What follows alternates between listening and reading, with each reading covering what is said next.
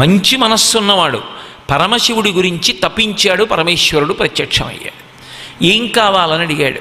అది మాయాగోవో గోవు నా వలన మరణించిందన్నారు. దర్భ విసిరాను, నిజమే, గోవు పడిపోయింది. ఆ గోవు మళ్ళీ బ్రతకాలి, అనుగ్రహించమన్నాడు. ఆయన ఒక జటని ఒకదాన్ని తీసి చేతిలో పెట్టాడు.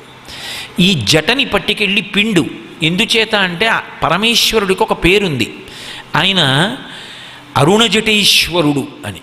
మన వైపు ఆ పేరు అంత బాగా పెట్టుకోగానే మీరు ద్రవిడ దేశం వెడితే ఇప్పటికీ అరుణజటేశ్వరుడు అని పేరు పెట్టుకుంటారు. మాకు ఓ పెద్ద ఆఫీసర్ గారు ఉండేవారు, అరుణజటాయ్. ఆయన పేరు అరుణజడాయ్ అంటుండేవారు. ఆయన పేరు రాస్తే రైల్వే వాళ్ళు ఫిమేల్ అని కొట్టేవారు, ఆడదనుకునేవారు. అరుణ చూసి అరుణజటేశ్వరుడు అంటే ఎర్రని జటలు కలిగిన వాడు. ఎర్రని జటలు ఆయనకి ఎందుకుంటాయంటే ఎప్పుడూ గంగ చేత తడిసి ఉంటుంది ఆయన యొక్క తల. అది జ్ఞానగంగ. ఆ గంగ చేత చల్లగా తడిసి ఉన్నటువంటి ఆయన యొక్క జటాజూటంలో ఉన్నటువంటి ఒక ఎర్రని జటని పెరికి ఆయన గౌతముడికి ఇచ్చాడు. ఇది పట్టుకెళ్ళి పిండు, గోవు యొక్క కళేబరం మీద బ్రతుకుతుందన్నాడు. అసలు గౌతముడికి నింద తేవాలని వీళ్ళు ప్రయత్నించారు, కానీ గౌతముడికి శాశ్వతమైన కీర్తి రావడానికి అది కారణమైంది. ఎందుకని? మహాత్ముల జీవితాలు అలా ఉంటాయి, అపకారం చేద్దామన్నా చేయలేరు. కాబట్టి ఇప్పుడు ఆ జటని పట్టుకెళ్ళి ఆ గోవు యొక్క కళేబరం మీద పిండాడు. పిండగానే ఆ నీళ్లు దాని మీద పడి గోవు పైకి లేచి మళ్ళీ జీవాన్ని పొందింది. అందుకే గోదావరి, గోవుని ఇస్తూ ప్రారంభమైనటువంటి ప్రవాహము. గౌతమీ గంగా, పరమశివుని యొక్క జటాజూటంలో ఉన్నటువంటి జటని గౌతమ మహర్షి చేత్తో పిండినప్పుడు గోవుని బ్రతికిస్తూ పరమ మంగళప్రదంగా ప్రారంభమైనటువంటి జీవధార. అందుకని గౌతమీ గంగా, గోదావరి అన్న పేర్లతో పిలవబడింది. ఇంత శక్తివంతంగా, ఇంత పవిత్రంగా మహర్షి యొక్క తపస్సు వలన పరమశివుని యొక్క జటలోంచి ఉద్భవించింది. కాబట్టి ఆ గోదావరి ఎంత ప్రశస్తి కలిగినటువంటి నదీమ తల్లిగా కీర్తింపబడింది లోకంలో అంటే, గోదావరి నది దగ్గరికి వెళ్ళి ఒక్కసారి స్నానం చేసిన వాడికి ఎంత ఫలితం ఇవ్వాలి అన్నదాన్ని శాస్త్రాలు నిర్ణయం చేశాయి. కురుక్షేత్రానికి వెళ్ళి దానం చేస్తే ఎటువంటి ఫలితం వస్తుందో, గంగానదికి వెళ్ళి స్నానం చేస్తే ఎటువంటి ఫలితం వస్తుందో, అలాగే నర్మదా నది ఒడ్డున కూర్చుని తపస్సు చేస్తే ఎటువంటి ఫలితం వస్తుందో, గోదావరి దగ్గరికి వెళ్ళి స్నానం చేస్తే కూడా అటువంటి ఫలితమే వస్తుంది. అంటే గోదావరి నది ఎంత శక్తివంతమైనదో, ఎంత పావనమైనదో మనకు అర్థమవుతుంది. అయితే తెలిసి కానీ తెలియక కానీ నది విషయంలో ఒక్కసారి స్నానం చేసినా, నమస్కరించినా అంత ఫలితాన్ని నది ఇవ్వగలుగుతుంది. కారణం, నదికి ఒక అధిష్టాన దేవత ఉంటుంది. నది కేవలం ప్రవాహం కాదు, ఆ ప్రవాహానికి అంతటికీ కూడా ఒక అధిష్టాన దేవత ఉంటుంది. ఆ అధిష్టాన దేవత యొక్క అనుగ్రహం చేత అటువంటి స్థితి కలుగుతుంది. దాన్ని తెలుసుకున్న నాడు అటువంటి నదుల్ని కాపాడుకోవడం అనేటటువంటి దాని మీద మనం ఎంత శ్రద్ధతో ఉండాలి అన్నది అర్థమవుతుంది. ఆ శ్రద్ధ అన్న మాట ఒక్కటి లేదనుకోండి, ముందు వరుసలో కూర్చుని సెల్ ఫోన్ మాట్లాడుకునేవాడు ఎలా ఉంటాడో, గంగ దగ్గరికి వెళ్ళినా గోదావరి దగ్గరికి వెళ్ళినా వాడికి దాని గురించి తెలియనప్పుడు దాన్ని పాడు చేయడానికి అలాగే ఉంటాడు. సభలోకి రావడం ఎందుకు, ముందు కూర్చోవడం ఎందుకు, సెల్ ఫోన్ మాట్లాడుకోవడం ఎందుకు? నీకంత సెల్ ఫోన్ అవసరమైతే చివరికి పో, అక్కడ కూర్చుని మాట్లాడుకో. ముందు కూర్చుని సెల్ ఫోన్ మాట్లాడుకోవడం ఏంటి? సెల్ ఫోన్ మాట్లాడుకునేవాడు ఎంత సంస్కారహీనుడో, నదుల దగ్గరికి వెళ్ళి అంత పవిత్రమైన నదుల్ని పాడు చేసేవాడు కూడా అటువంటి వాడే. అందుకే నదీ వైభవాన్ని తెలుసుకుని ఉండాలి. ఆ నదీ వైభవాన్ని తెలుసుకుని ఉన్ననాడు ఎలా ప్రవర్తించాలో, నదుల్ని మనం ఎలా కాపాడుకోవాలో, దాని వైశిష్ట్యం ఏమిటో మనకు అర్థమవుతుంది.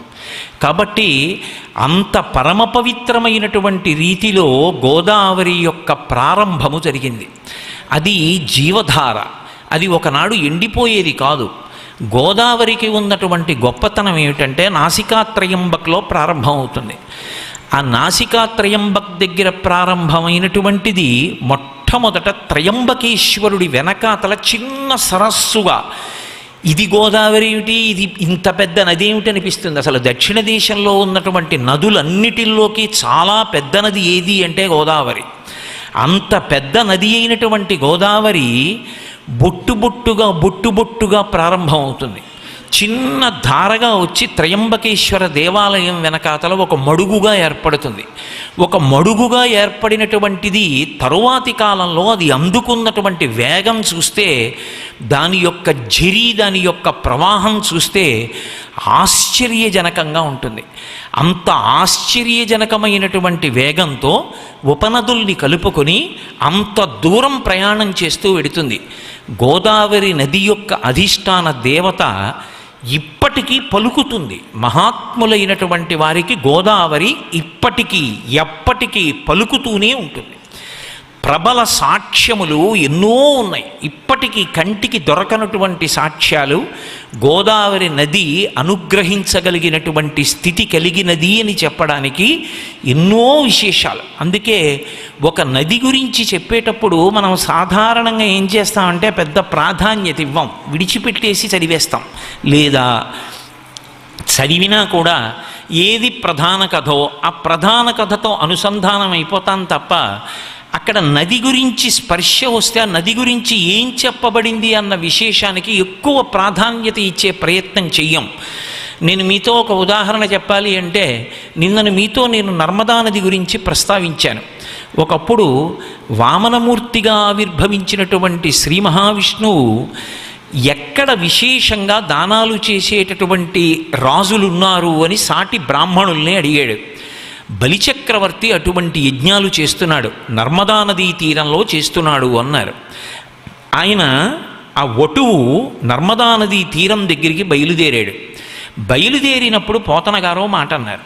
ఆయన అన్నారు, సకల ప్రపంచ గురుభర నిర్వాహకుడగుట చేసి చెరి చనుదేరన్ కర్వుని వేగు సహింపక నుర్వీస్థలి కుంగి మృగ్గె నురగేంద్రుండున్ అన్నారు. సమస్త భువన భాండములను తన కడుపులో పెట్టుకున్నటువంటి విష్ణువు వామనమూర్తిగా వస్తే ఆ వామనమూర్తి నడిచి వెడుతున్నప్పుడు ఈ భూమిని మోస్తున్నటువంటి ఆదిశేషుని యొక్క పడగలన్నీ ఒరిగిపోయేట. భూమి కుంగింది ఆయన యొక్క శక్తిని తట్టుకోలేక. కానీ అంతటి మహానుభావుడు నర్మదా నదిని దాటాడు. ఎందుకని నర్మదా నదికి ఆవలి వైపు యజ్ఞం చేస్తున్నాడు బలిచక్రవర్తి. ఆ బలిచక్రవర్తిని దర్శించడం కోసమని చెప్పి ఆయన నర్మదని దాటినప్పుడు పోతన గారు నర్మదా నది గురించి ఒక విషయం చెప్పారు. నర్మద అని మొదలు పెట్టలేదు పద్యం, శర్మద అని మొదలెట్టారు. ఎంత చమత్కారం చూడండి. మహానుభావులకున్న గొప్పతనం ఏమిటంటే చాలా తక్కువ అక్షరాలలో అత్యధిక భావాన్ని నింపేస్తారు. నర్మద అని కదూ మొదలెట్టాలి ఆయన నది దాటుతున్నప్పుడు. నర్మద అని మొదలెట్టకుండా శర్మద, యమదండక్షత వర్మద. ఆవిడ కఠిన ముక్తి కాంతా చేతో మర్మద, అంబుజ దురిత నివారిత నర్మద తరించే త్రోవన్ వటుడున్ అన్నారు. చిన్న పద్యం, కానీ నర్మదా నది ప్రాశస్యం అంతా చెప్పారు. అక్కడికి వెళ్ళేటప్పటికీ విష్ణువు దాటాడు అనలేదు. నర్మద ఎంత గొప్పదో అది దాటడంలో బహుశా విష్ణువు కూడా ఎంత సంతోషించుంటారో ఆ జలాల్ని చూసి చెప్పడానికి ఆయన అన్నారు శర్మద. అసలు అది దాటడంలోనే విష్ణువు యొక్క శుభం కూడా ఉంది. ఎందుకంటే లక్ష్మీనాథుడైనటువంటి వాడు చెయ్యి చాపి అడగడానికి వెళ్ళిన ఏకైక అవతారం వామనావతారం. అటువంటి వామనావతారంలో వెడుతున్నది తను ఇచ్చిన మాట నిలబెట్టుకోవడానికి. శుభాన్ని ఇవ్వగలదా నీరు, అందుకని శర్మద. ఆయనకే కాదు, ఆయనకే శుభాలిచ్చినటువంటి నర్మద ఎవరికి శర్మద కాదు. శర్మద అంటే శుభములనిచ్చున్నది. ఎవరు అక్కడికి వెళ్ళి నిలబడినా వాళ్ళకి శుభాలే ఇస్తుంది. కాబట్టి నర్మద అని మొదలెట్టలేదు, శర్మద. యమదండక్షత వర్మద. యమధర్మరాజు గారి యొక్క దండం ఏ నది దగ్గరికి వెళ్ళి నిలబడి నది యొక్క ప్రవాహాన్ని చూసినంత మాత్రం చేత ఇక మీద పడదో, యమపాశములు మీద పడవలసినటువంటి అవసరం ఉండదో, అలా పాపములను పోగొట్టగలిగినటువంటి యమదండక్షత వర్మద. అది కఠిన ముక్తి కాంతా చేతో మర్మద. ఆ నదీ జలాలు ఎంత గొప్పవి అంటే అసలు ఎవరూ తెలుసుకోలేనటువంటి గుట్టుగా మోక్షము యొక్క విశేషాల్ని తన మనసులో దాచుకున్నటువంటి ముక్తికాంత యొక్క రహస్యాల్ని బయట పెట్టగలిగినటువంటి స్థితి కలిగినటువంటి ప్రవాహం. కాబట్టి కఠిన ముక్తి కాంతా చేతో మర్మద అంబుజ దుర్మద నివారిత. ఆవిడ అంబు దుష్ట నివారిత నర్మద. అన్ని దుర్గుణములను, అన్ని పాపములను, చెడు ఆలోచనలను, దుస్వప్నాల యొక్క ఫలితాల్ని అన్నిటినీ పోగొట్టగలిగినటువంటి శక్తి కలిగిన నీరు కలిగినటువంటి నర్మద తరించె త్రోవన్ వటుడున్. ఆ వటుడిగా ఉన్నటువంటి వామనుడు దాటి వెళ్ళాడు అన్నారు. అలా గోదావరి యొక్క ప్రాశస్త్యం ఏమిటో గమనించవలసి వస్తే ప్రత్యక్షంగా గోదావరి వైభవం కొన్ని చోట్ల మీకు స్పష్టంగా కనపడుతుంది. అటువంటి క్షేత్రాల్లో ఒకటి మహాకాళేశ్వరం. గోదావరి పరివాహక ప్రాంతంలో సాక్షాత్తుగా యమధర్మరాజు గారే ప్రతిష్ఠ చేసినటువంటి శివలింగం. ఎంత గొప్ప శివలింగం అంటే ఒకానొకప్పుడు ఒక చర్చ వచ్చింది, గోదావరి గొప్పదా గంగ గొప్పదా అని.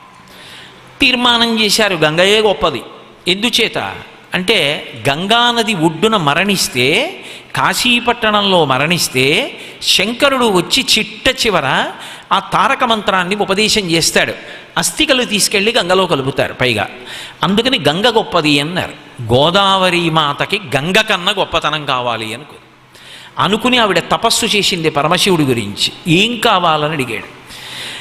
నా దగ్గరికి వచ్చి కాసిని నీళ్లు తీసుకుని తాగిన, స్నానం చేసిన, నువ్వు ఇక్కడ వెలిసి ఉండాలి నా తీరంలో సాక్షిగా.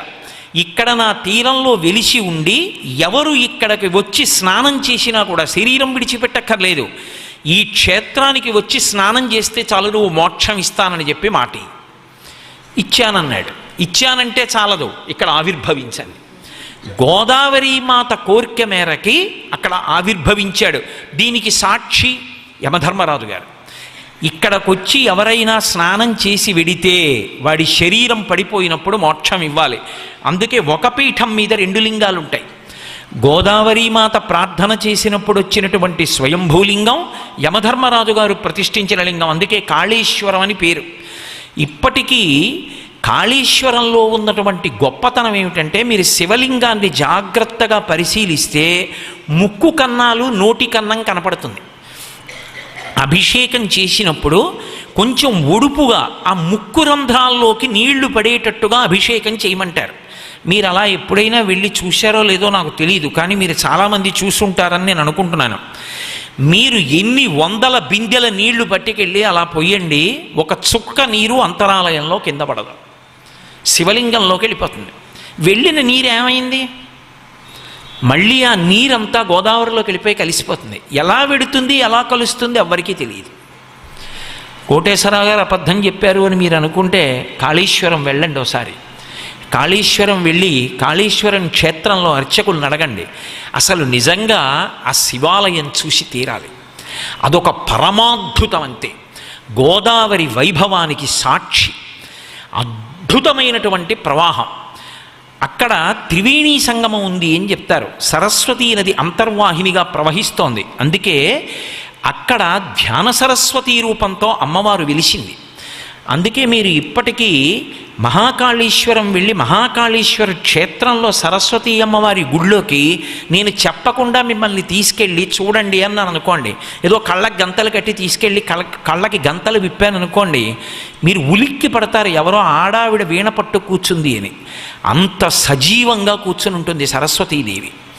అక్కడ అమ్మవారిని సేవిస్తే అంతటి ధారణాశక్తి. అందుకే ఇప్పటికీ కొంతమంది పండితులు కించిత్ దెప్పి పొడుస్తుంటారు, వాడు గోదావరి నీళ్లు తాగాడరా అందుకు ధారణాశక్తి అంటుంటారు. గోదావరి సరస్వతి కటాక్షాన్ని ఇస్తుంది మీకు. అందుకే ఎక్కడ సరస్వతీ కటాక్షం ఉంటుందో అక్కడ గోదావరి ప్రవాహం ఉంటుంది.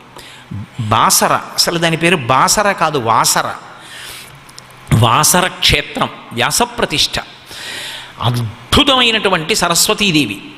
అటువంటి సరస్వతీమూర్తి ఇప్పటికీ పలుకుతుంది అని. నాకు పేర్లు అవి చెప్పడం ఇష్టం లేదు, కానీ ఏదో ఆయన పడుకున్నటువంటి గదిలో వేరు విధమైనటువంటి ఇబ్బంది కలిగి ఆయన గది విడిచిపెట్టి ఏదో ఆలయంలో పడుకుందాంలే హాల్లోని పడుకున్నాడు. పడుకుంటే రాత్రివేళ ఆయనకి అమ్మవారి గజ్జెల చప్పుడు వినపడి హతాశుడైపోయాడు. ఇప్పటికీ సరస్వతీదేవి తిరుగుతుంది కాళేశ్వర క్షేత్రంలో అని. అలాగే వాసర క్షేత్రంలో తిరుగుతుంది. గోదావరి తీరంలో వెలిసినటువంటి ఈ క్షేత్రాలు అంత పరమపావనమైనటువంటి క్షేత్రాలు. ఇప్పటికీ మీరు మహాకాళేశ్వరంలో చేసినటువంటి అభిషేక జలాలు ఎక్కడికి వెడతాయి ఎవరికీ తెలియదు. అద్భుతమైనటువంటి ప్రవాహం. ఈ సంవత్సరం సరస్వతి పుష్కరాలు వచ్చినప్పుడు నేను అక్కడే స్నానం చేశాను. వెళ్ళి మహాకాళేశ్వరంలోనే స్నానం చేశా. త్రివేణీ సంగమం అక్కడ ఉన్నదని, అక్కడ అంతర్వాహినిగా సరస్వతి వెడుతూ ఉంటుందని ప్రతీతి. అటువంటి మహాకాళేశ్వర క్షేత్రం దగ్గరికి వెళ్ళి మీరు గోదావరి ప్రవాహాన్ని చూస్తే అసలు గోదావరి యొక్క అద్భుతమైనటువంటి ప్రవాహ వైభవం ఏమిటో అర్థమవుతుంది. నదిని దాటితే మహారాష్ట్ర, నదికి యువతల ఆంధ్రప్రదేశ్, మహాకాళేశ్వరుని యొక్క లింగం. అసలు మీరు మహాకాళేశ్వరం వెడుతున్నప్పుడే ప్రకృతి అందాలకి ఆటపట్టు. అంత గొప్ప క్షేత్రం. జీవితంలో ఒక్కసారైనా మహాకాళేశ్వరం వెళ్ళకపోతే, మహాకాళేశ్వరంలో కూర్చుని కాసేపు ధ్యానం చేసుకోకపోతే మనుష్య జన్మకి ఏదో కొంచెం కొరత ఏర్పడినట్టెనుసుమండి. ఎందుకని అంటే ఎంత పెద్ద దేవాలయం. ఇప్పటికీ మీరు వెడితే మీ మనసు మీ ప్రయత్నం లేకుండానే అంతర్ముఖత్వాన్ని పొందుతుంది. అంత గొప్ప క్షేత్రం గోదావరి ఒడ్డునే వెలిసింది. మీకు గోదావరి ప్రవాహం అంతా కూడా మహర్షులతో నిండిపోయినటువంటి క్షేత్రాలు. ప్రత్యేకించి గౌతముడి యొక్క స్పర్శ ఎక్కువగా ఉన్నది ఎక్కడ అంటే కరీంనగర్ జిల్లాలో ఉన్నటువంటి ప్రాంతంలోనే గౌతమ మహర్షి గోదావరి ఒడ్డున చాలా కాలం ఆశ్రమ నిర్మాణం చేసుకుని తపస్సు చేసుకున్నట్టుగా కూడా చారిత్రక సాక్ష్యాలు కనపడతాయి. మంథని అని ఒక గ్రామం, చూడడానికి చిన్న గ్రామం, కానీ ఎప్పుడైనా మంథని మాత్రం వెళ్ళి తీరాలి మీరు. మంథని వెళ్ళకపోతే మాత్రం ఏదో దోషం చేసినట్టే. అసలు చూసి తీరాలి. అక్కడ లక్ష్మీదేవి వెలిసింది.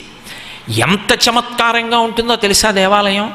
మీరు దేవాలయం ప్రాంగణంలో వెనక తలుపు తీసుకుని ఒడ్డున నిలబడితే ఆ వెనక ఉన్నటువంటి సరోవరం కనుచూపు మేర ఉంటుంది చెరువు. ఎంతంత తామరలు వికసిస్తాయంటే ఇంతంత తామర పూలు వికసిస్తాయి. అవే తీసుకొచ్చి అక్కడ లక్ష్మీదేవికి పూజ చేస్తారు. ఇంకా చమత్కారం ఏమిటంటే అక్కడ ఒక దక్షిణామూర్తి దేవాలయం ఉంది.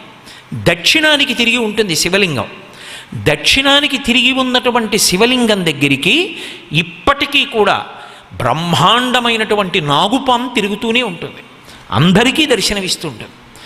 మంథని పరమాద్భుతం. గోదావరి ఒడ్డున కోరి కోరి వెలిసే క్షేత్రాలు. సుందిళ్ళ అని ఒక క్షేత్రం ఉంది గోదావరి ఒడ్డున.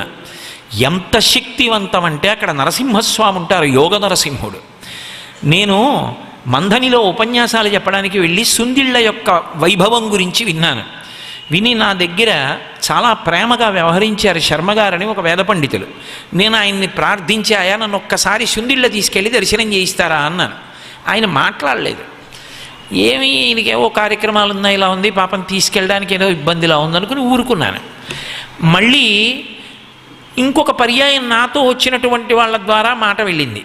వెడితే ఆయన నా దగ్గరికి వచ్చి ఓ మాట అన్నారు. అయ్యా ఏం అనుకోకండి, నేను మిమ్మల్ని సుందిళ్ళ తీసుకెళ్తాను అనకపోవడానికి ఒక కారణం ఉంది. పూర్వం కూడా నేను సుందిళ్ళ తీసుకెడదామని చెప్పి బయలుదేరి దారి తప్పిపోయిన రోజులు చాలా ఉన్నాయి. మొన్న కూడా ఒకరిని సుందిళ్ళ తీసుకెడదాం అనుకుని దారి తప్పిపోయాను. సుందిళ్ళ వెళ్ళాలి అంటే లక్ష్మీ నరసింహస్వామి వారి అనుగ్రహం ఉంటే తప్ప వెళ్ళడం కుదరదు. ఒకవేళ వెళ్ళినా గడప దాటరు. అర్చకుడే తగినంత శౌచం లేకపోతే గడప దాటి లోపలికి వెళ్ళడు. విశేషం ఏమిటంటే స్మార్తులు పూజ చేస్తారు అక్కడ. గడప దాటి లోపలికి వెళ్ళడానికి వీల్లేదు. ఒకవేళ శౌచంలో లోపం ఉందనుకోండి, గడప దాటక ముందే పడిపోతారు. కాబట్టి ఆ క్షేత్రానికి తీసుకెళ్ళమని మీరు అడిగారు, కానీ అది దర్శనం చేసే యోగ్యత మీకు ఉందో లేదో నాకు తెలియదు. తీరా తీసుకెళ్ళడానికి బయలుదేరిన తర్వాత మీరు 9ంటికి దర్శనం, 10ంటికి తిరిగి వచ్చి 11ంటికి ఉపన్యాసం అంటే మనం తిరిగి వస్తామో లేదో తెలియదు దారి తప్పిపోయి. అందుకని నేను మీకు మాట ఇవ్వలేదన్నాడు.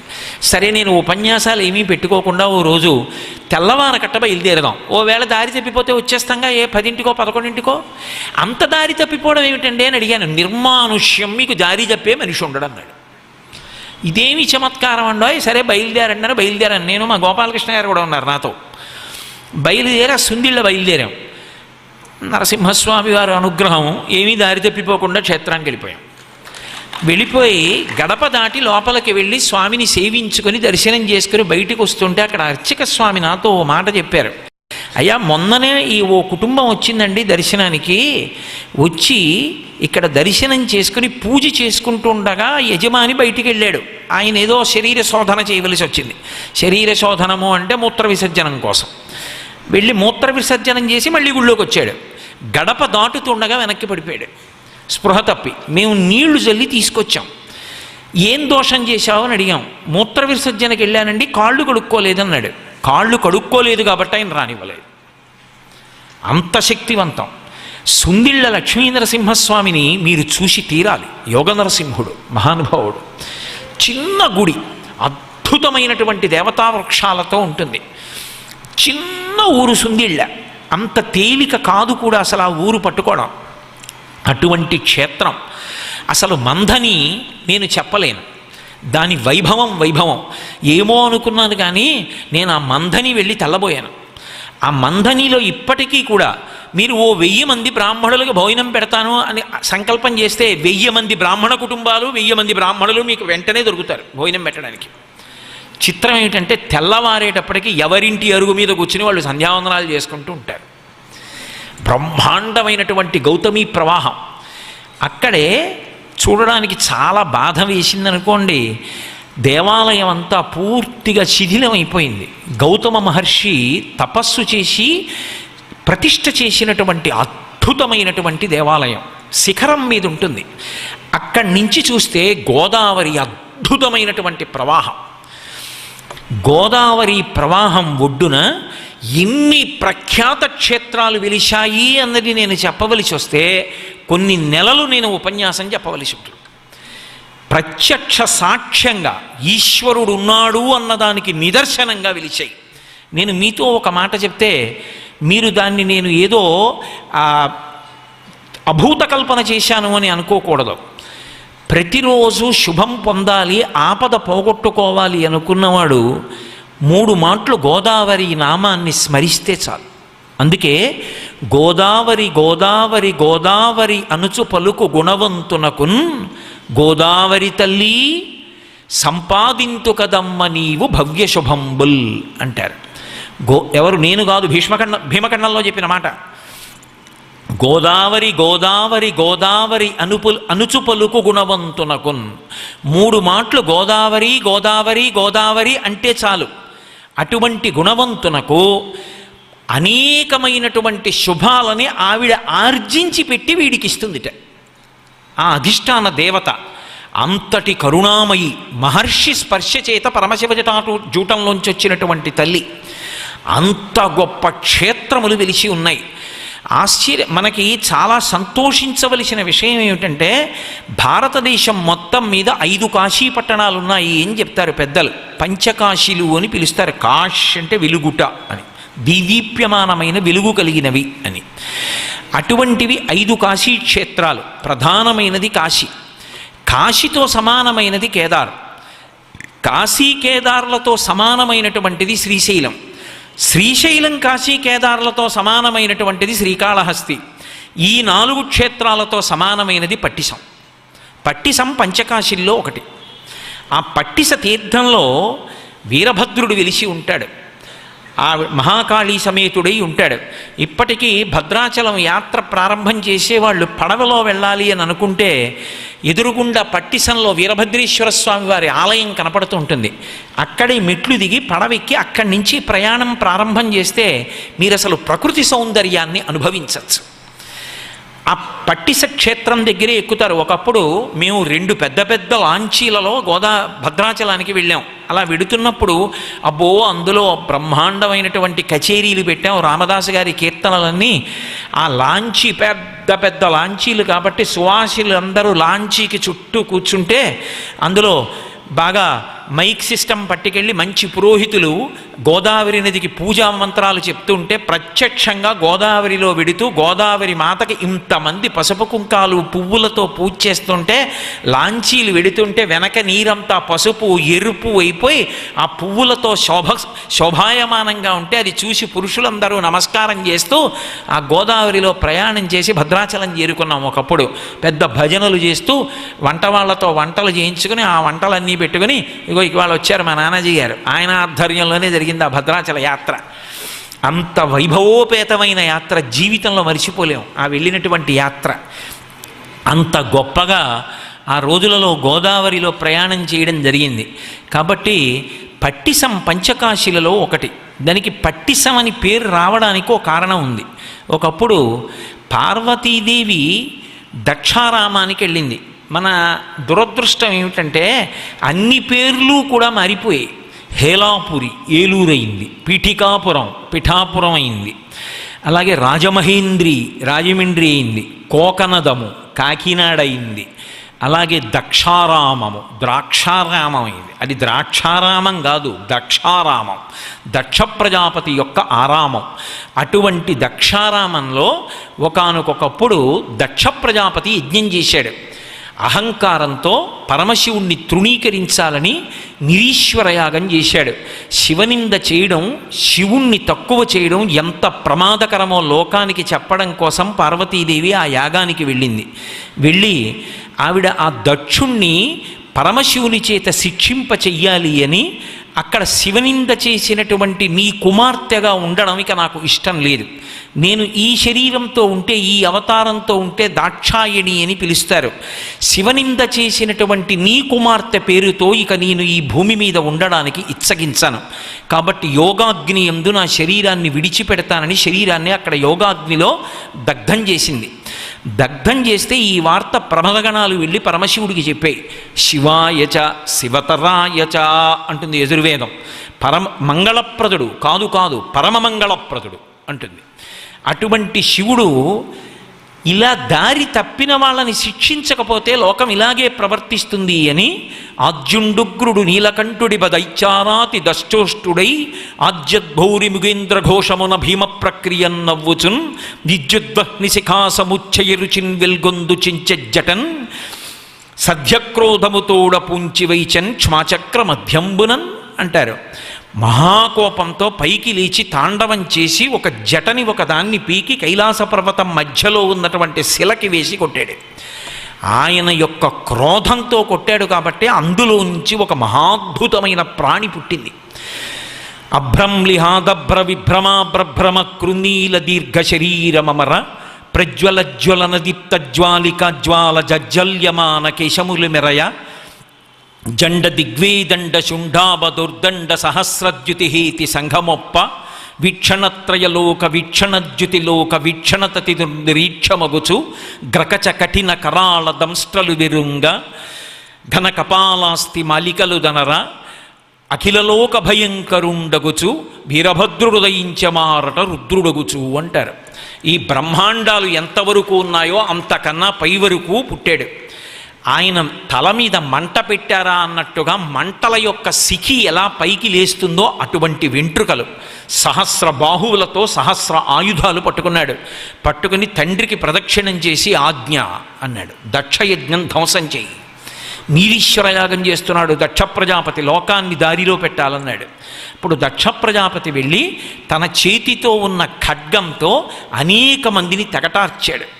తెగటార్చి ఆ చేతిలో ఉన్నటువంటి పట్టిసాన్ని కడగవలసి వచ్చింది.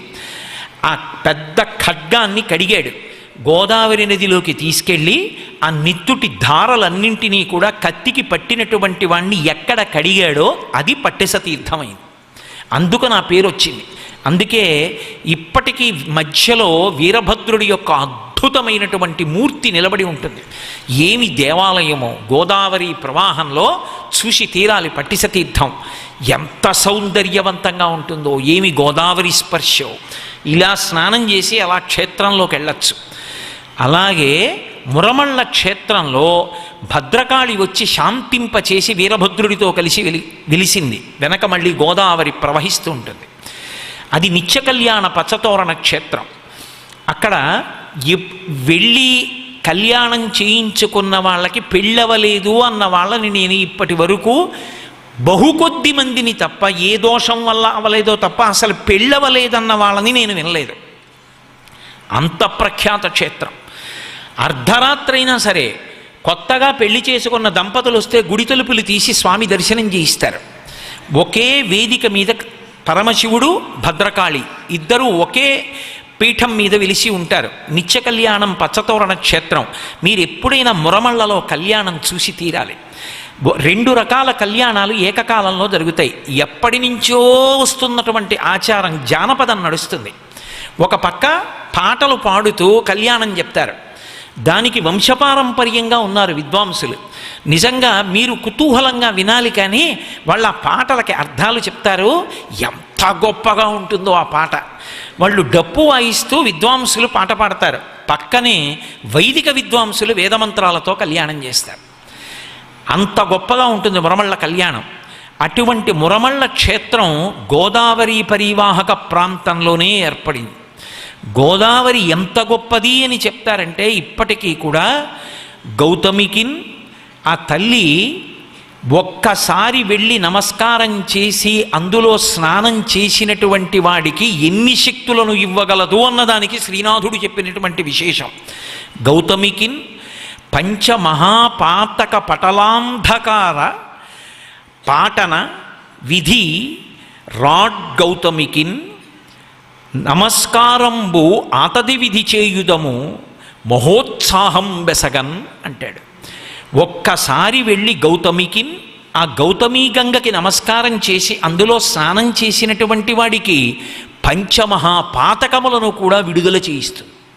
విడుదల చేయించి కాపాడుతుంది. పైగా వేదంలో ఒక నిర్ణయం ఉంది. అసలు మీరు ఎప్పుడైనా ఇంకొక నదిలో స్నానం చేయడానికి వెళ్ళే ముందు మీరు ఏ నది నీళ్లు తాగుతున్నారో ఆ నదిలో స్నానం చేసి వెళ్ళాలి. ఈ నది అనుమతి లేకుండా అక్కడికి వెళ్ళకూడదు. ఈ నది అనుగ్రహిస్తుంది, వెళ్ళి స్నానం చేసిరా అంటుంది. బ్రతుకు అన్నది దేని మీద ఆధారపడుతుంది అంటే నీటి మీద. జ్ఞాపక శక్తి నీటి మీద ఆధారపడుతుంది. అటువంటి నీరు ఏ నదిలోది తాగుతున్నారో ఆ నదిని గౌరవించాలి. నేను అందుకే మీరు ఇలా అన్నానని ఏమనుకోకండి అని చెప్పి, నేను ఎక్కడైనా ఉపన్యాసాలు చెప్తుంటే గోదావరి నది దాటి ఎప్పుడైనా ఉపన్యాసం చెప్తే మా గోదావరి అంటుంటాను. ఎందుకంటే వేదం చెప్పింది అలా అనాలి అని. తాను ఏ నది నీరు తాగుతున్నాడో ఆ నది పట్ల అటువంటి గౌరవాన్ని ప్రకటన చేయాలి. అంత గొప్ప నది గోదావరి. ఆ నదిలో స్నానం చేసినటువంటి వాడికి ఉన్నటువంటి పంచమహాపాతకములను కూడా తీసి జ్ఞానము కలిగేటట్టుగా సరస్వతి కటాక్షాన్ని అనుగ్రహించగలిగినటువంటి నది. ఆ గోదావరి నది యొక్క వైభవం గురించి ఒక మాట చెప్తారు. ఆపాతాళ గభీర నీరకు సుధామాలాకృతిన్ కల్గు దీపాలంకృతికిన్ మహేంద్రనగరీని శ్రేణికా యష్టికిన్ అది ఆతాపాప విధా విహర్త్రికి మహోధన్వా దృఢాలింగన వ్యాపార ప్రతిపన్న సౌఖ్యకు సాష్టాంగంబు గంగమ్మకున్.